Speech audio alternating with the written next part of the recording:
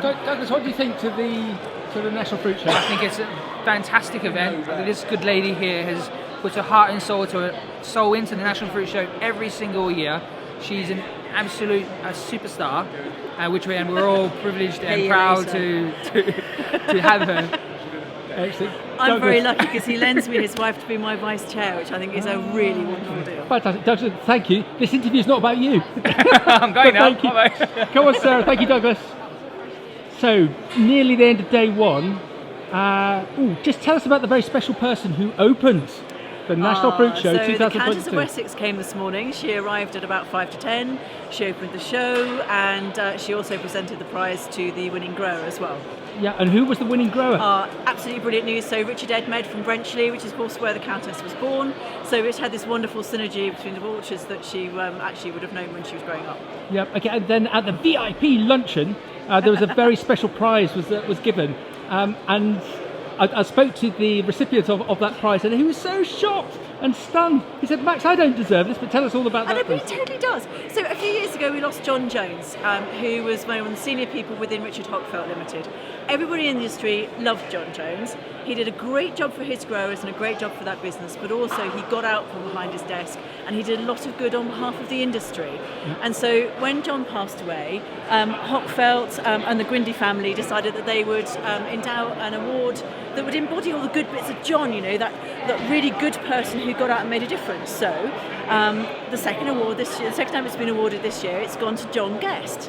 So John Guest is somebody that we all love in this industry. He was a grower for 30 years then. He went to Worldwide Fruit as a technical manager. He's been on the committee for the Fruit Show for, 20 years or something.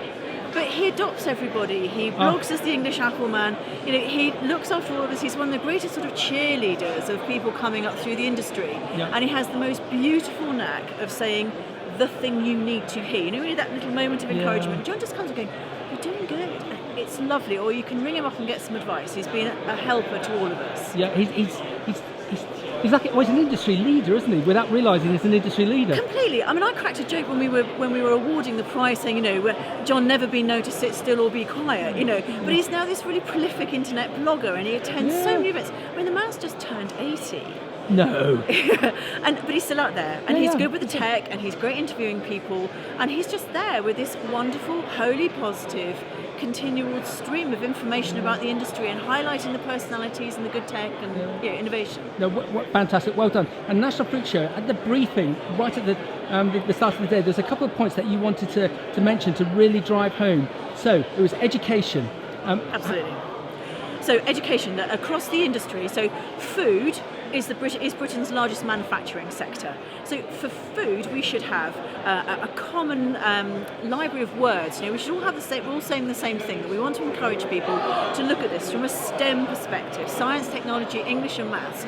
If you go into a school and go talk to a young person and they're really into computers and they really think AI is the next thing to go, well, they should go and speak to the outfield team and learn about the machine learning program that's counting apples from a drone that a farmer is looking after themselves. The opportunities are massive in the sector. So education in that broader sense. Yep. And then also with that then comes education for the consumer about how incredibly brilliant this industry is. Yep. You've got homegrown fruit that is really good for you. You've got growers that are really good for the environment. They're very socially and environmentally conscious. So there's no excuse to buy anybody else's. Yep. In September, October, November, December, doesn't matter which month of the year, you will find British apples on the shelf and British pears, and you should buy them. And you should not buy anybody else's because there's no reason to do so. Yeah. Boom. Well said. And on that basis, the other point that you mentioned, rightly so, was that you wanted to use the National Fruit Show as a bit of a platform to educate the consumer and the retailer because of the price pressure that all the growers are under. Tell us. Yeah. So like every business in the UK, every single household, costs have gone up exponentially over the last 12 months. We have the energy crisis, we've got the wage crisis going on, so wages nationally have not been commensurate with the rising cost of everything. And so much within the industry is brought in from abroad or is very dependent on electricity. You think of the cold storage. We're standing next to UKCA and ISOCEL. We're talking this morning about the efficiency of their tech and how that is reducing electricity bills. But this season we still have growers choosing not to pick an orchard because they don't think they'll recover the cost of storing it for 6 months. Yeah, ridiculous. Okay, so the National Fruit Show, have you and the committee, have you achieved everything that you wanted to with 2022? And what can we look forward to for 2023? 2023. So we have set the bar really high. This is the largest show we've ever staged. We're now into November, which I've been trying to move. We've been trying to get a new date for 16 years, as long as I've been on the committee. So we're in November. So most growers are finished or nearly finished. So you can see, it's quite late in our day one, and it's still quite noisy in here. There's a lot of chat. It's really good. There's a lot of business. House tonight for the dinner. Yep. Wonderful. Hundreds of people over there, lots of fun going on. Next year is our 90th show. Oh. So we are now running onto our centenary programme. So there is a plan that started a year ago. So we've got a 12-year plan of where we're going to get to at our centenary.